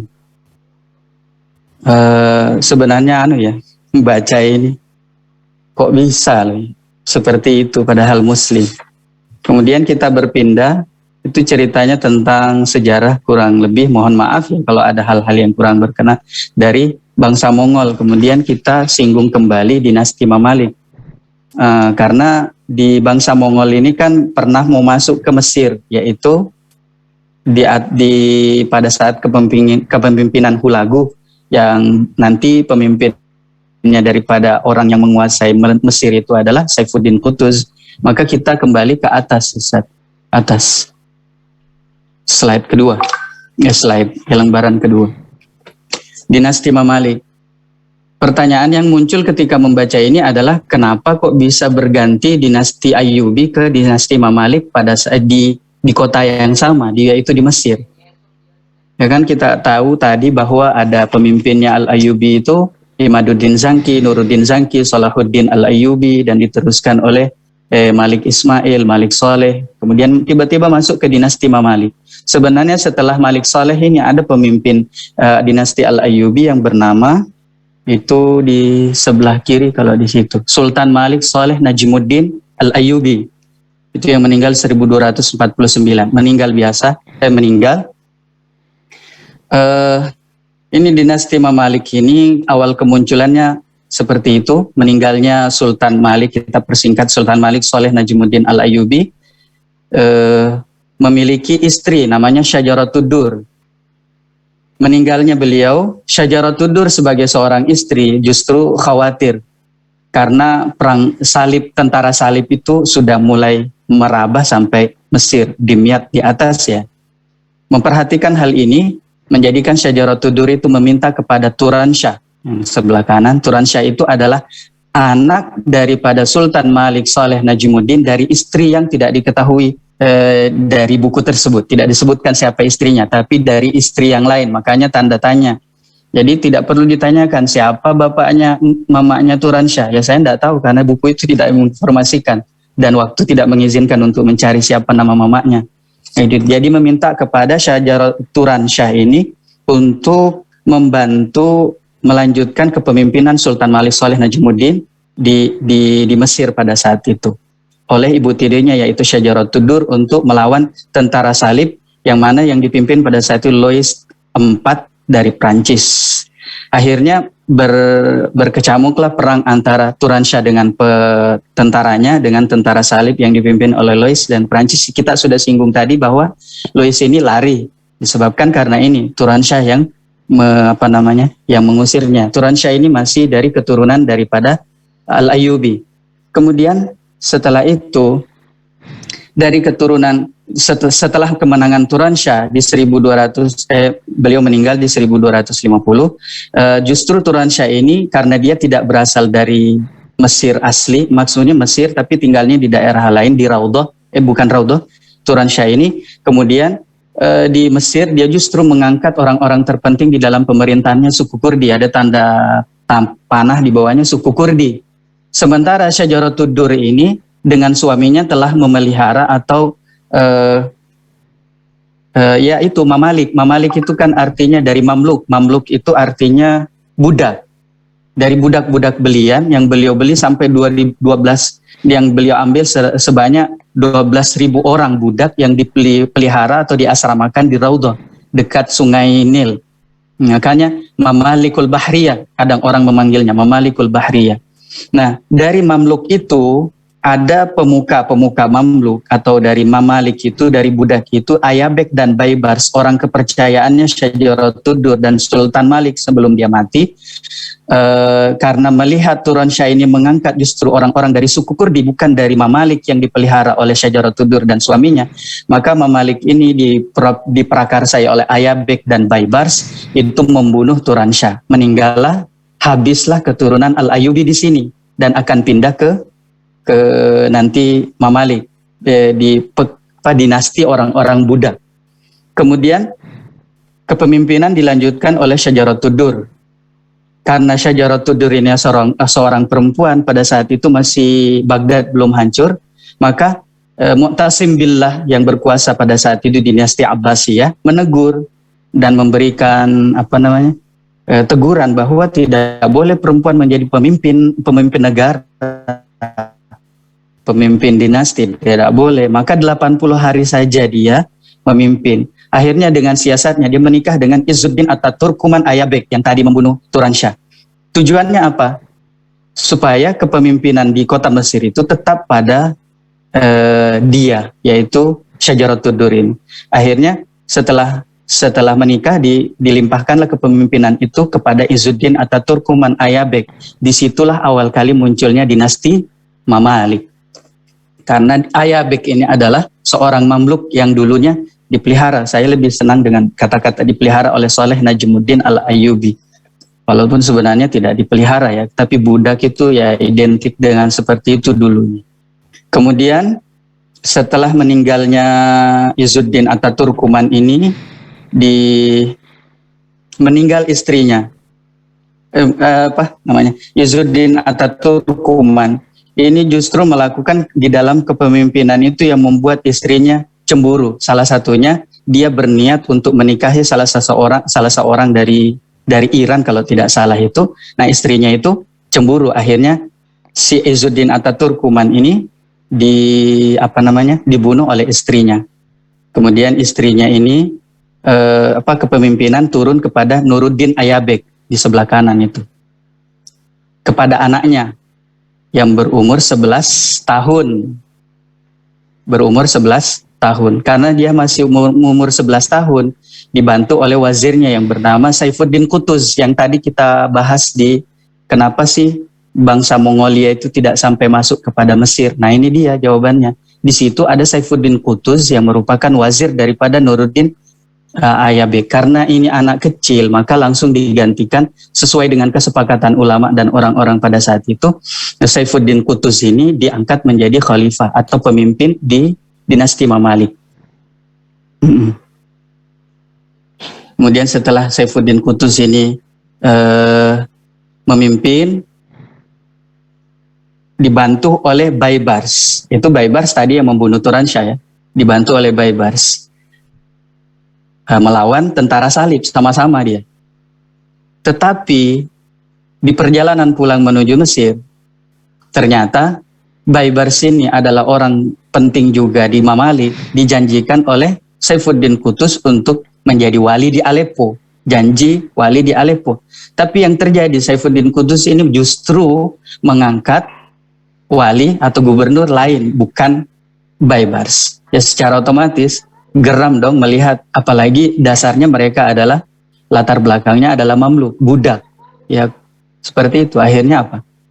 Dia membunuh Saifuddin Qutuz dan dialah menjadi pemimpin daripada dinasti Mamalik selanjutnya. Maka di situ bahasa saya the real Sultan of Mamalik. Dialah sebenarnya real pemimpin Mamalik yang sebenarnya. Kenapa? Yang membunuh Turansyah dia juga. Kemudian yang membantu Nuruddin bin Ayabek Saifuddin Qutuz dia juga. Dan dia juga yang membunuh Saifuddin Qutuz dan lain sebagainya, sehingga dia yang sebenarnya yang dinisbatkan ke dinastian ini kepada dia. Kemudian selanjutnya yang dilakukan oleh dia itu ya banyak melakukan pertama itu yang di bawahnya itu persekutuan dengan Raja Mongol. Dia tahu bahwa Mongol itu bangsa yang cukup bengis. Kalau kita tidak bersekutu dengannya, hancur juga kita. Kalau kita lengah. Jadi langkah pertama itu ya bersekutu dengan bangsa Mongol, kemudian persekutuan dengan penguasa Konstantinopel yaitu Bizantium, perjanjian perdagangan dengan Charles di Kepulauan Sisilia, kemudian perjanjian perdagangan dengan James dari Aragon, kemudian perjanjian perdagangan dengan Alfonso dari Sivilia. Itulah yang dilakukan oleh dia sehingga dia bisa, dan ini semuanya orang Islam. Orang Islam. Kemudian kepemimpinan dinasti Mamalik turun kepada anaknya yaitu Al-Mansur Saifuddin Qalawun. Kemudian turun lagi ke selanjutnya Ashraf Khalil. Kalau mungkin itu saja saya mengambil kesimpulan di PPT makalah yang terakhir Ustaz. Yang tinggal dibaca simpulan Ani. Kesimpulan saya kembali kepada ayat yang beliau pernah bacakan, dokter guru kita. Watilkal ayyamu nudawiluha bainan nasi wa liya'lamallahu alladhina amanu minkum wa yattakhidha minkum syuhada. Kehidupan itu silih berganti, kadang di atas di bawah, kadang kita hina, kadang jaya, kadang hancur. Itu liya'lamallahu alladhina amanu minkum, agar Allah bisa membedakan. Sebenarnya sih Allah tahu bisa membedakan. Agar lebih kelihatan orang yang benar-benar beriman dan Allah bisa menentukan bahwa kamu syuhada. Wallahu la yuhibbul zalimin. Kalau beliau kemarin menyampaikan bahwa ini titik poin, wallahu la yuhibbul zalimin. Bagaimanapun kondisinya, ketika jaya atau hancur, jangan sekali-kali berbuat zalim. Namun pesan terakhir dari kami untuk kami pribadi dan untuk teman-teman semua, jikalau kita dalam kejayaan, banyak-banyak adalah bersyukur. Tapi kalau kita dalam keadaan kehancuran, pesan Allah di ayat sebelumnya, yang 139, afwan ini bukan 39, Al-Imran 139. Ketinggalan di papan tutsnya. Wala tahinu wala tahzanu wa antumul a'launa in kuntum mu'minin. Ada garis bawah. Jangan merasa lemah, jangan merasa bersedih, sebab kamu paling tinggi derajatnya. Dengan syarat kamu harus menjadi golongan orang-orang yang beriman. Jadi dijayakah kita, hinakah kita, dihancurkanlah kita seperti tadi peristiwanya sampai yang siapa tadi yang Timur Leng itu punya kebiasaan membuat menara piramid dari bangkai manusia dan kepala manusia. Itu sungguh sangat luar biasa bengisnya walaupun dia Muslim, tapi pada hakikatnya ada kezaliman yang dia lakukan.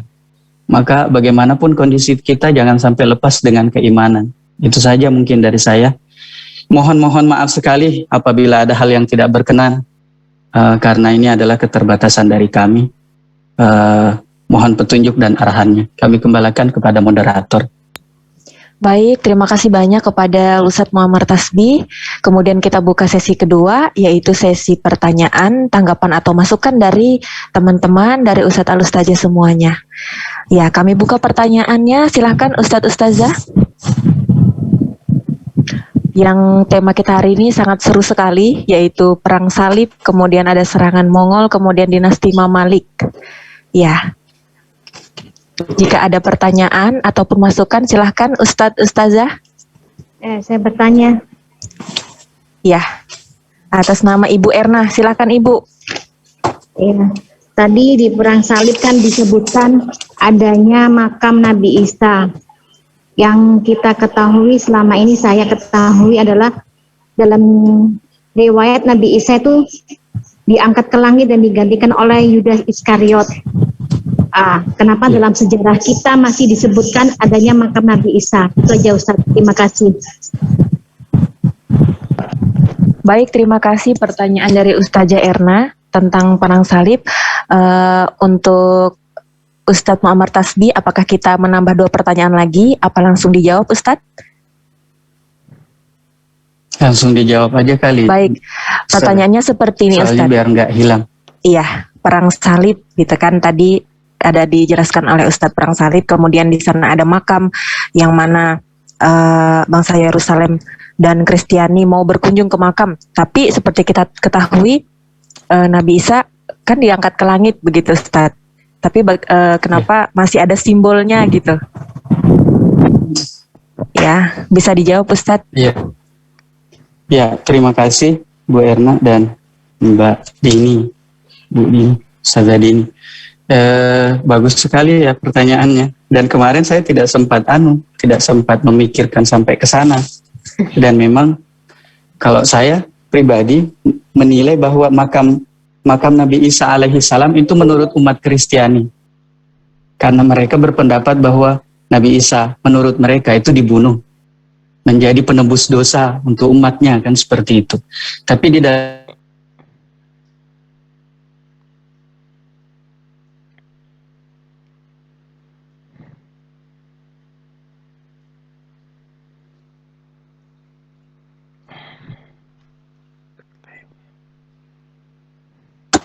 cek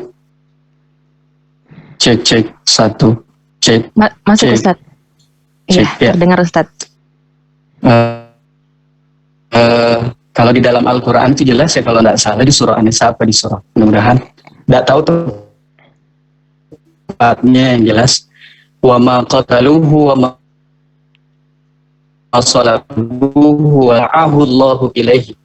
Tidaklah Nabi Isa itu disalib dan tidaklah Nabi Isa itu dibunuh oleh mereka, walakin syubbihalahum, ada orang yang dipermisalkan seperti dia. Orang itulah yang dibunuh oleh mereka. Tetapi Allah melanjutkan di ayat, tak tahu di ayat yang sama katakannya barrafa'ahullahu ilaihi, tetapi Allah mengangkat Nabi Isa alaihi salam. Nanti kan akan turun di akhir zaman. Jadi pertanyaan Ibu, kenapa di situ kok masih ada makamnya? Ya kurang lebih begitu ya. Kenapa masih ada simbol makamnya Nabi Isa alaihi salam? Kalau umat Islam tidak menganggap bahwa itu makamnya Nabi Isa alaihissalam. Pastinya kan kita iman seiman-imannya terhadap kitab suci ini. Namun di dalam pendapat mereka, ini adalah makamnya Nabi Isa alaihissalam yang mereka itu, yang tadi itu. Seperti itu. Mungkin Keluarin. itu saja. Kepada Ustazah Erna, apakah masih ingin informasi lagi Ustazah? Enggak cuman ini aja. Kita sebagai umat Islam kenapa harus mengikuti istilah mereka? Itu aja sih. Herannya di situ aja. Terima kasih. Ya, baik. Mungkin ada teman-teman yang mau memberikan masukan atau tanggapan untuk pertanyaan dari Ustazah Erna? Mungkin saya, Mbak, kalau boleh. Ya, Ustadz Bisma silahkan. Oke, Assalamualaikum warahmatullahi wabarakatuh. Waalaikumsalam warahmatullahi wabarakatuh. Ini nanti sekalian bertanya mungkin ya, karena Baik. saya akhirnya dengan pertanyaan Bu Erna tadi ada pertanyaan yang terpancing juga gitu. Tapi saya menanggapi dulu pertanyaan dari Bu Erna bahwa saat itu orang-orang Kristen berziarahnya tidak hanya di makamnya siapa, Yesus lah bahasanya ya. Tapi mereka berziarah di tempat lahirnya, di Bethlehem gitu kan. Jadi tempat lahirnya Nabi Isa seperti itu, Bunda Maria, karena kemudian kebanyakan bahkan mungkin mereka mengkultuskan itu, tempat lahirnya itu. Jadi tidak hanya makamnya saja, makamnya versi mereka ya. Wallahu alam itu gimana ceritanya. Lalu dengan pertanyaan ini, saya akhirnya juga dapat pertanyaan yang saya ingin lontarkan kepada Ustadz Muammar. Jadi saya ada 2 pertanyaan yang ada di otak saya. Yang pertama, karena tadi bersinggungan dengan penyaliban Nabi Isa ya, penyaliban Yesus ya bahasanya ya, Yudas gitu. Kan itu yang menyalib adalah Yahudi. Jadi Yahudi yang pemimpin Yahudi menyalib Yesus seperti itu. Nah, karena ada Yahudinya, maka saya bertanya juga apakah ada peran Yahudi pada saat perang salib seperti itu? Apakah Yahudi juga ikut bermain pada saat perang salib terjadi? Karena kita tahu kan Yahudi itu banyak akal lah ya, banyak konspirasinya dari zamannya Syiah, dari zamannya bahkan zaman Nabi gitu. Yahudi banyak membuat konspirasi seperti itu. Nah, apakah pada perang salib juga ada peran Yahudi atau apa peranan Yahudi pada saat itu? Terus yang kedua, pertanyaan kedua dari saya, kalau kita lihat kehidupan setelah perang salib, kira-kira yang sejatinya menjadi pemenang itu siapa?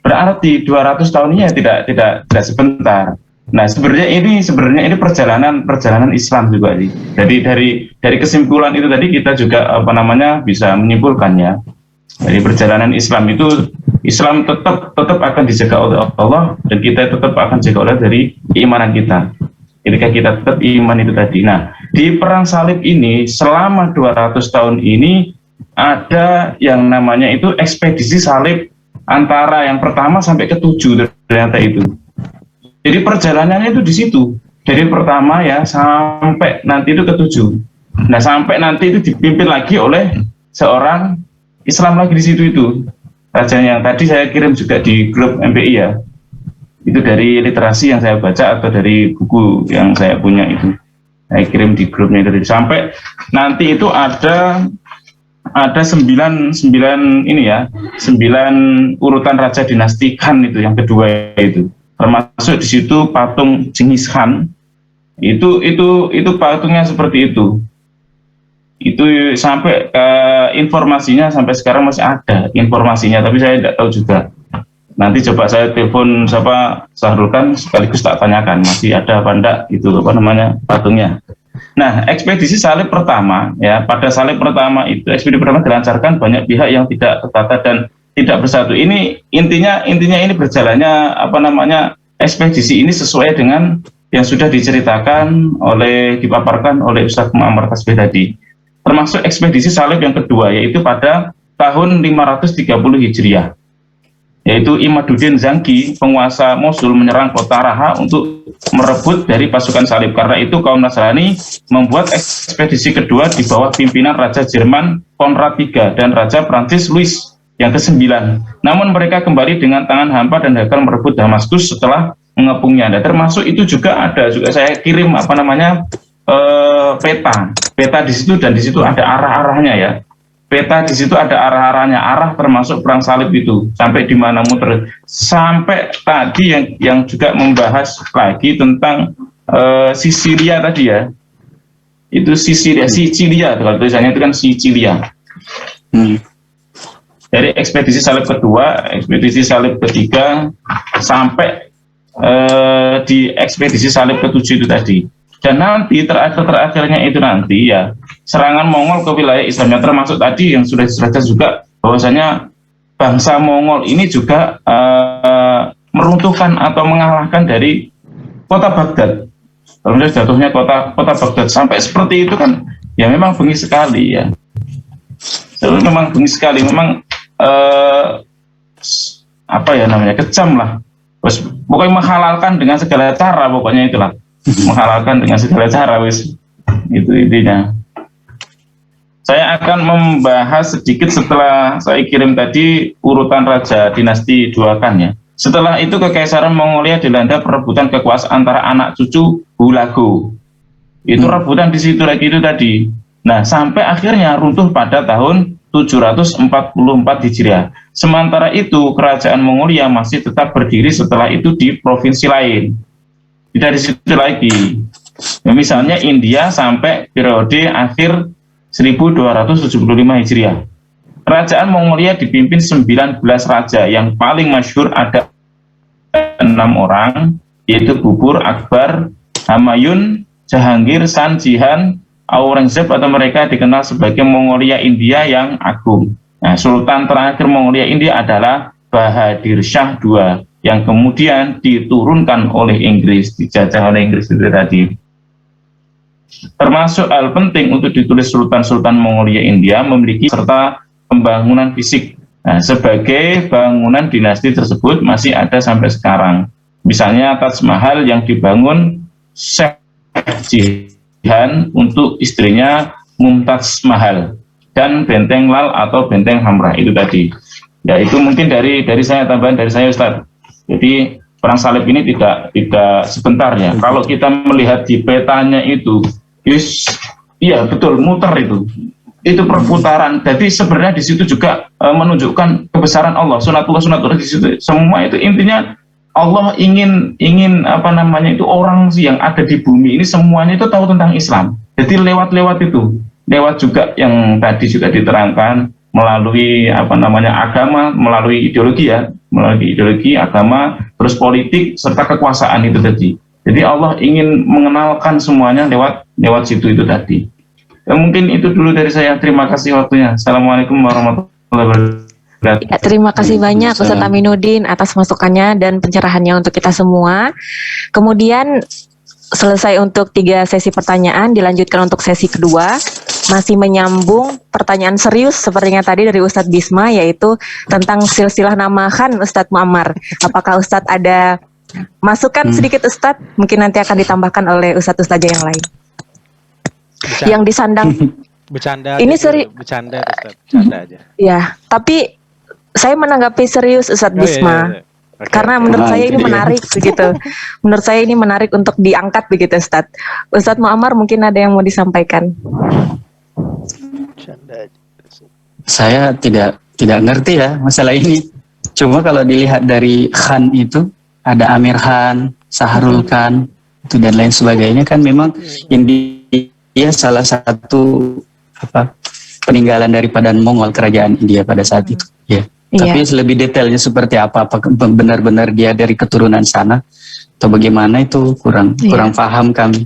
Oh, baik Tidak Ustadz. pernah ketemu juga, mau nanya, tahu nomornya. Baik Ustadz. Ya, mungkin Ustadz Dini mau menambahkan sedikit Ustadz, menurut literatur sedikit yang Dini baca tentang nyandang nama Khan ini, yaitu tidak pernah diketahui begitu ya Ustadz, kenapa pasukan Mongol itu yang awalnya menghancurkan kerajaan Islam kemudian jadi kontroversi gitu, jadi mendukung Islam, sehingga padahal pasukan Mongolia ini menghancurkannya itu sangat bengis dan sangat menakutkan sekali gitu. Bahkan menurut literatur yang saya baca, kerajaan Mongol ini menjatuhkan korban itu mengerikan ketika zaman dinasti Abbasiyah. Tidak masih jauh dibandingkan perang salib.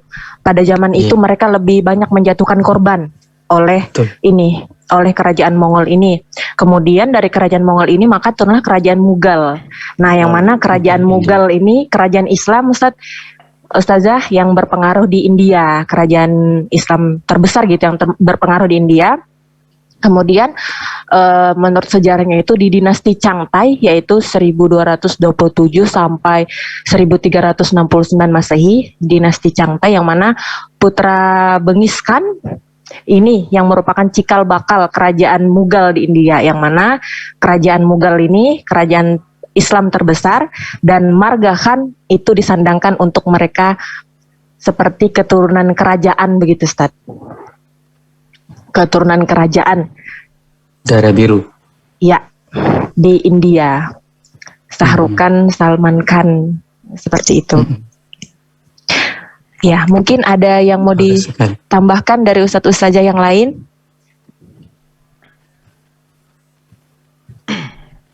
Iya, saya juga membaca itu ada kerajaan Mughal.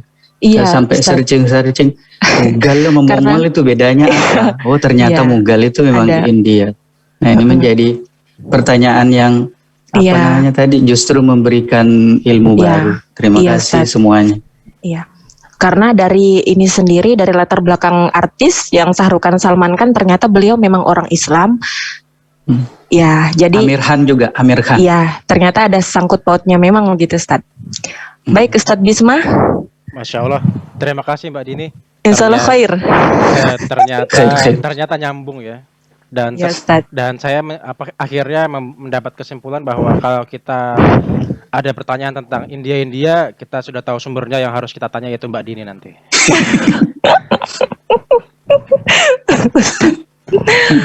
Baik Ustadz, baik Ustadz Bisma Khan, terima kasih atas pertanyaannya pada siang hari ini. Kemudian kita masih ada 2 peluang atau 2 kesempatan lagi untuk bertanya mengenai salib sudah. Kemudian mungkin menyinggung sedikit tentang dinasti Mamalik. Mungkin ada pertanyaan dari Ustadz-Ustazah tentang dinasti Mamalik, yang mana di sini sudah terdapat kerajaan-kerajaan Islam atau ya, silahkan Ustadz Ustazah.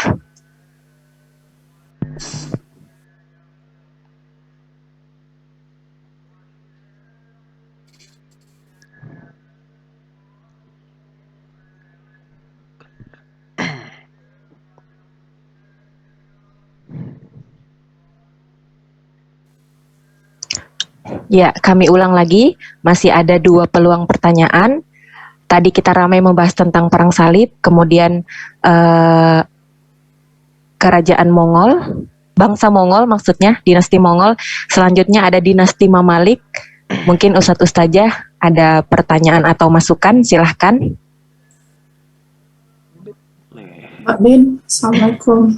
Waalaikumsalam warahmatullahi wabarakatuh. Iya, Ustazah Sinta, silahkan Ustazah. Saya malu kalau dipanggil Ustazah nih sebenarnya. Ibu Sinta, silahkan Ibu. Begini, Ustadz Muammar, ini saking bingungnya apa yang mau ditanyakan tentang dinasti Mamalik ini kan, karena dari tadi itu saya perhatikan dan saya dengarkan tuh penjelasannya adalah seputar silsilah ya. Silsilah maksudnya ini kira-kira apa peran dinasti Mamalik di Mesir ini, misalkan apa sih perannya itu dalam, misalkan siapa tahu ada yang di bidang pengetahuannya apa, kemudian misalkan mungkin dari segi perdagangan, karena kan tadi ini ya ada disebutkan juga ya, mungkin siapa tahu membuka jalur perdagangan baru kah, dari segi militernya apa, ekonomi apakah, kira-kira seperti itu gitu. Nah ini kan tadi soalnya diceritakan Ustadz ini dari tadi, ini hanya silsilah-silsilah yang pada akhirnya memunculkan nama-nama raja baru gitu kan. Nah ini kira-kira ada kah Ustadz dampak-dampak atau perannya dinasti Mamalik ini dari ekonomi lah istilahnya, apa ya itu. Nah itu aja sih Mbak Din. Ya, baik Bu Sinta, tadi Ustadz sudah menyinggung sedikit tentang dampak dari dinasti Mamalik. Hanya saja mungkin Ibu Sinta perlu dijelaskan kembali begitu. Sepertinya Ustadz Muammar. Ya, kesimpulannya aja Ustadz. Silakan Ustadz Muammar, kami persilahkan.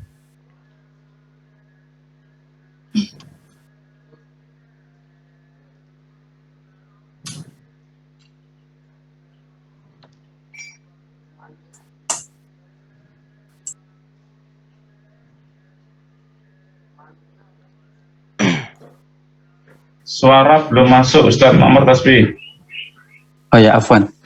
Terima kasih Bu Sinta, jazakumullahu khairan. Sebenarnya banyak pengaruh ekonomi dari segi perdagangan khususnya, kemudian politik, agama dan lain-lainnya itu banyak sekali, keilmuan. Karena ini kan di negara Mesir secara khusus ya. Cuma pembahasan sampai ke sana tidak kami lakukan karena judul yang ada di RTS itu tidak secara umum saja sih, terlalu banyak kalau ke sana. Tapi di beberapa literatur sekilas ngelihat doang, oh iya ada pengaruhnya, cuma nggak kami baca sampai ke sana. Cuma melihat kenapa dinasti Mamalik ini bisa berada di situ, terus dari mana asal muasalnya muncul. Kalau pengaruhnya secara detail di bidang ini, kami tidak mampu untuk menjawab itu Bu ya.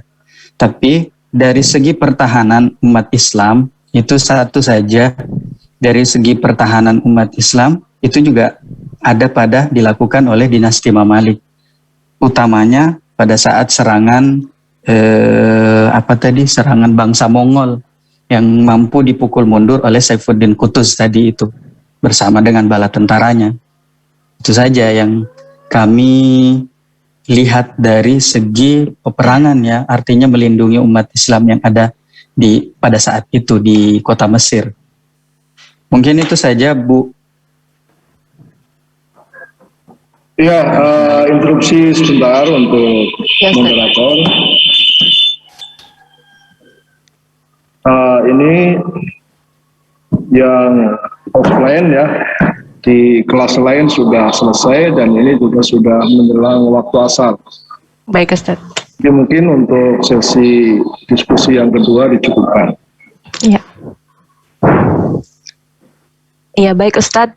Tadi menambah sedikit ya Ustadz mengenai pertanyaan Ibu Sinta. Benar tadi ada untuk politik, ekonomi dan lain sebagainya. Kemudian ada tambahan sedikit untuk di ekonomi, yaitu membuka jalur perdagangan di daerah barat. Ustazah Sinta, Ibu Sinta, di daerah barat Perancis dan lain sebagainya itu dibuka di saat itu efeknya. Kemudian ada di Mesir, seperti yang kita ketahui, Mesir merupakan tempat keilmuan gitu, khazanah keilmuan, mana di sana kalau di daerah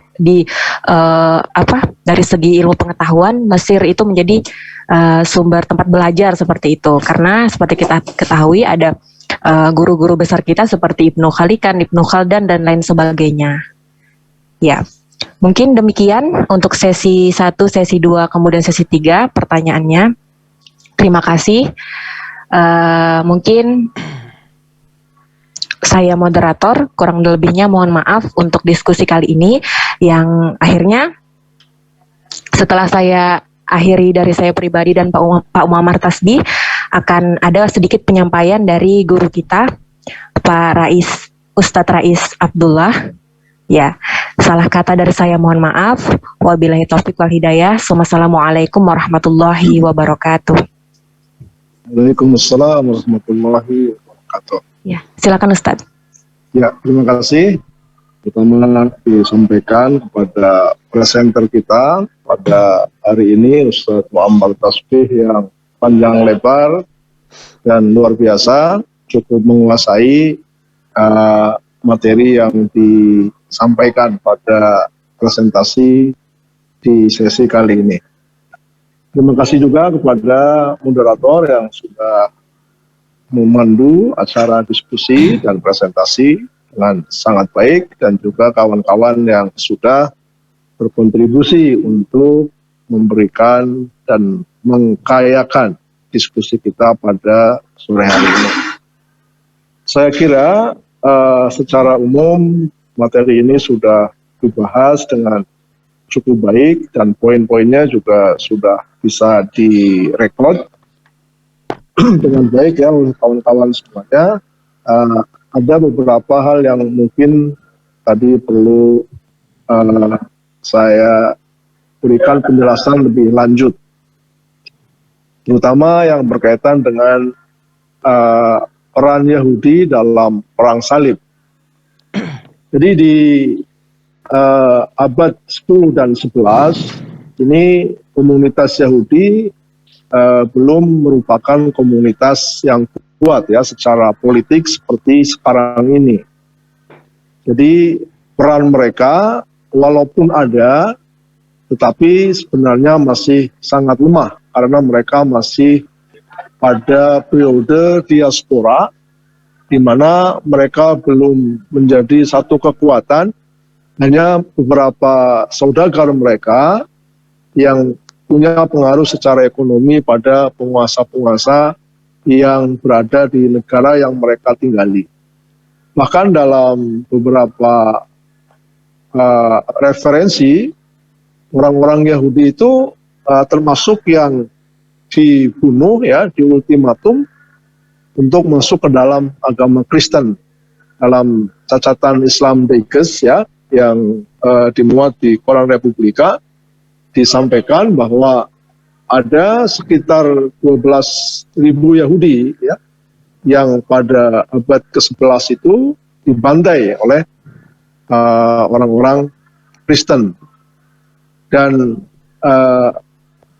juga tidak sedikit orang-orang Kristen Ortodok yang juga menjadi korban ya pada perang salib ini, karena yang mengobarkan perang salib ini kan aliran Katolik ya, ya pada waktu itu mereka memang sangat kuat. Jadi peran Yahudi masih sangat lemah pada perang salib. Mereka belum merupakan komunitas yang punya kekuatan secara politik, sehingga belum diperhitungkan ya peran mereka saat itu. Kemudian kalau ditanyakan siapa yang menang dalam perang salib, sebenarnya kondisinya barangkali seperti perang Uhud ya pada zaman Rasulullah SAW.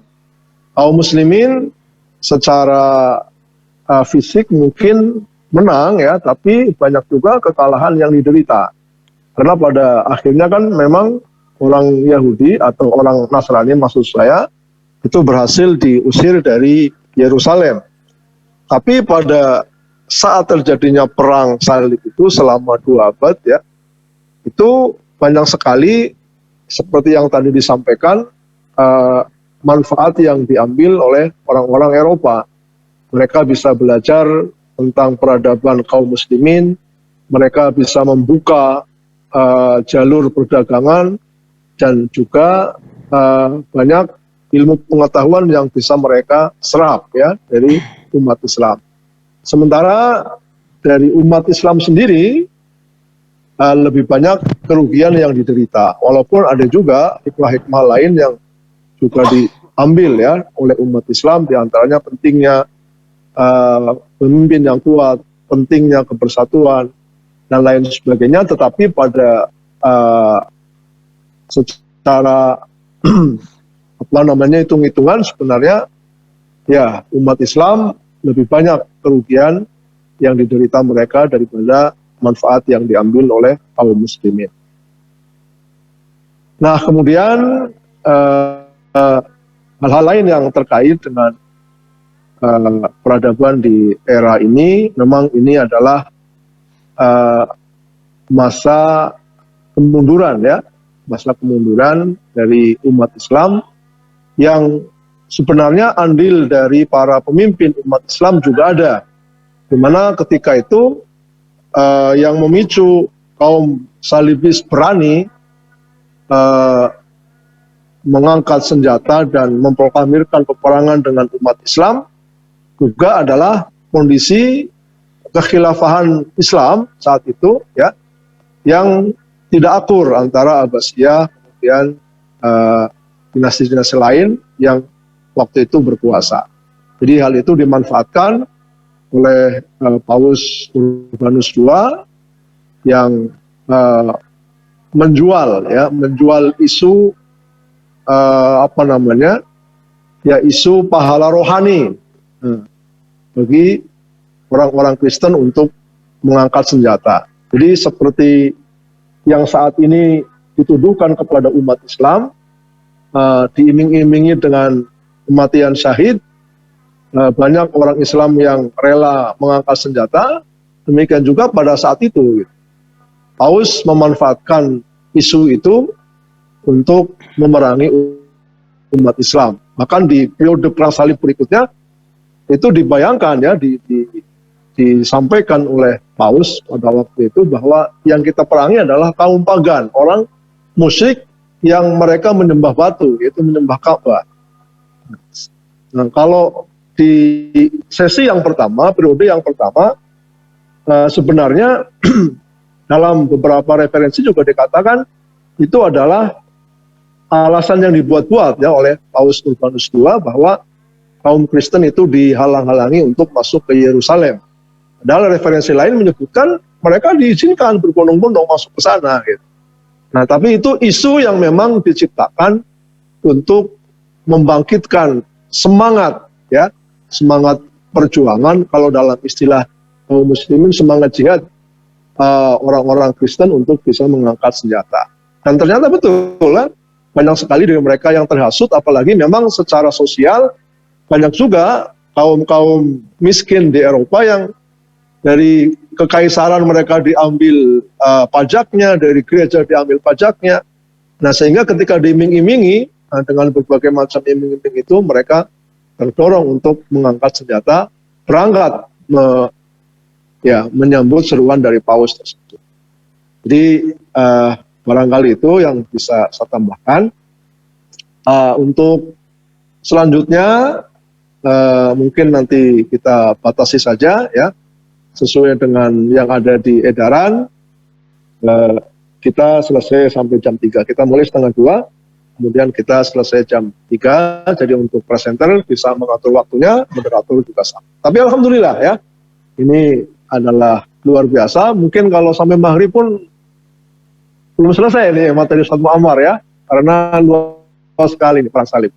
Nah, cuman kawan-kawan yang di offline ini kayaknya ya cuma 4 orang, jadi ya mereka kayaknya lebih asik online ya. Tapi bagaimanapun karena ini sudah menjadi keputusan rektorat dan juga amanat dari pengelola pasca sarjana, tetap kita akan lakukan